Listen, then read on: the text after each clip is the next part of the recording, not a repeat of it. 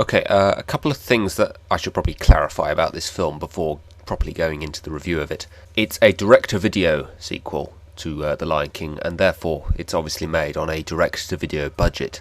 Therefore, the animation is nowhere near as good as the original film, which obviously the original Lion King, it probably is the best looking of any of the hand-drawn Disney animated films, and the animation obviously in this film is nothing like as good.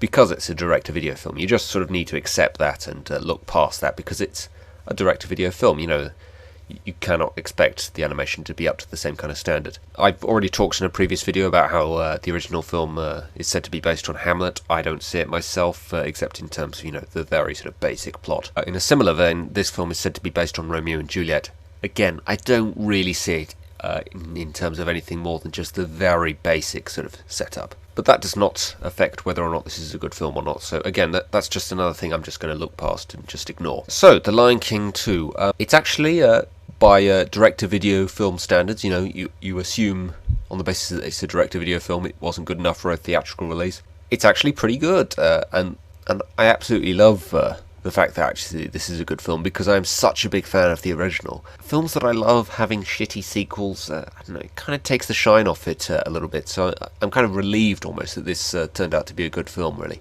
Basically, it follows the offspring of the protagonist from the original film, which I gather is kind of a custom when it comes to the direct-to-video Disney sequels. But it does tell a very sort of different story from the one that Simba went through in the original film. But it does, of course, also mean that Simba is not the main character of this film, which is maybe kind of a shame, especially considering his name's in the title. But it gets us the chance to sort of engage in a different character, and you do kind of feel like Simba's journey is complete at this point, and it's not like Simba's not in this film at all or something. He does play very much a fairly large role. But his daughter Kiara is most definitely the main character here. She's a very different type of character from the young Simba we saw in the original film. Whereas Simba was excited about the prospect of being king, Kiara actually doesn't want to be queen at all. She actually would rather just sort of get on with her life. It's sort of interesting the way they've changed that kind of approach. Kiara's rebellious in the same way that Simba is, but she also sort of wants to be on her own, wants to be much more independent, whereas Simba was more sort of interested in gaining power. It's an interesting kind of different approach that has. Timon and Pumbaa are reduced really very much to being just the comic relief and nothing more. They don't really contribute that much to the plot. In fact, there's a lot of areas where I kind of wish their roles were replaced by just, a nameless lion, to be honest, because it would have actually made a lot more sense. And they just spend the whole time just dropping one-liners in there. I didn't care for their role in this film, which is a shame, because I did like them in the original film. The other sort of main character you have in this film is from the other side, because basically there's this group of lions that are outsiders. And this is the big hurdle, really, which I think we as the audience sort of have to get over. Basically, what this film is saying is that during the events of the original film, I guess while Simba was off with Timon and Pumbaa, Scar set up some kind of sort of tribe within the lion pride that became loyal to him and had such loyalty to him that even now that Scar is dead, they still remained loyal to him, even after Simba reclaimed his place as king. Simba was basically forced to banish them. And this apparently all happened during the events of the first film, because obviously Scar died at the end of the first film. This has to have happened by the time that Simba comes back to Pride Rock, at the end of the first film. So where are these outsiders at the end of the first film exactly? Shouldn't they have been like right alongside Scar, fighting for him? You see the lionesses just basically sort of fighting the hyenas at the end of the first film. Where are these followers of Scar that remained loyal to him even after his death? It's obviously just, a basic sign of, they weren't planning to make the sequel when they made the original is the obvious explanation here. It doesn't change the fact that it doesn't make sense. Zira, who's seen to be the sort of main villain of this film, a female lead villain, which is interesting. Interesting to have, a strong female character in a Disney film. It's kind of more interesting. But she's more kind of, a strong female character who's basically a man in female form, if you get what I mean. She could easily have just been a man. They just decided to make her a female for the sake of her being female. And her son, Kovu, has been hand-picked by Scar, apparently, to be the person to lead the outsiders in a rebellion against Simba's pride or whatever. Again, I don't really understand where this sort of void between the outsiders and, the Simba's pride exactly has come from. Again, this is all stuff that's happened presumably during the events of the first film and in between these two films, and we aren't really given that much explanation to it, so that's kind of disappointing. But basically, Kovu and Simba's daughter Kiara sort of bond together for a while as kids. There's much less of much less of them as kids in this film than there was in the first film. About a third of the first film has them as kids, whereas here I think probably only about a quarter of the film has them as kids, maybe less actually. It's a smaller percentage of the film, and it's also a shorter film, so it's really, really like a much smaller amount of time is focused on them as kids. That does create a bit of a problem because these two are supposed to be in love, and they have been in love since kids, I think, is the way we're supposed to buy into this. So, kind of a difficult thing to get over there, but I can just about buy their relationship.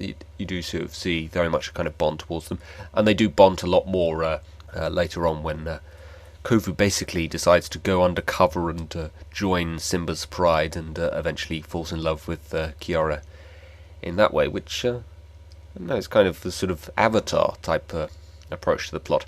Perhaps, I think actually for a film that's less than 80 minutes actually, there's a lot of different sort of subplots and a lot of different things going on here, and that can sort of keep you interested and it remains engaging, but at the same time it does make the plot a little bit of a mess at times. But I never really got the feeling I was struggling to follow or struggling to understand what was going on. So no, it never got too convoluted or too complicated for me to follow. I just kind of got the feeling that was a bit too many like subplots going on. There's Simba not sure about whether or not he should trust Kovu. There's also this subplot with Kovu's brother, being jealous of Kovu because Kovu apparently has been chosen ahead of him. He thinks he should be the chosen one.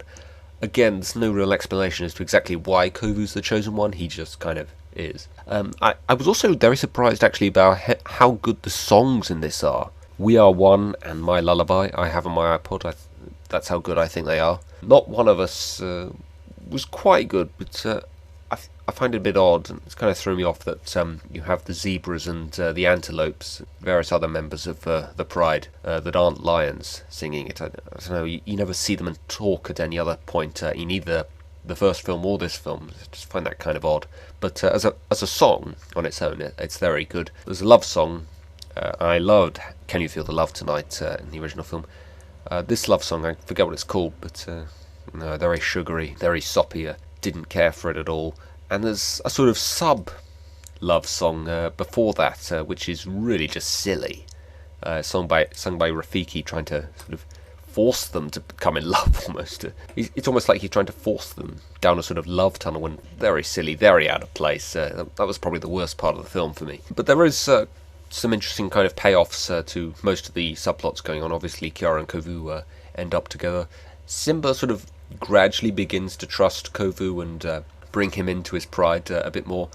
And then there's a moment where he thinks Kovu has betrayed him, and in some ways he kind of has, because Zira has sent Kovu in there undercover to try and kill Simba, essentially, and he just sort of finds that out. But Kovu himself has actually sort of had a change of heart, and he's on the verge of telling them what's going to happen. That's kind of a cliched thing actually you see a lot in films. Somebody's going undercover or is going in a sort of cover-up of things, and is on the verge of telling these people that they like now they've had a change of heart. You have Simba gain Kovu's trust when he wasn't trusting him at first. Then he loses all that trust in like an instant, and then he kind of abruptly gains his trust again right at the end when the very obvious sort of Romeo and Juliet moment when Kovu and Kiara sort of bring the prides together. And it is kind of an interesting touch actually that you have these sort of goodies and baddies kind of cliched kind of battle going on, and ultimately there is no battle. It's just a case of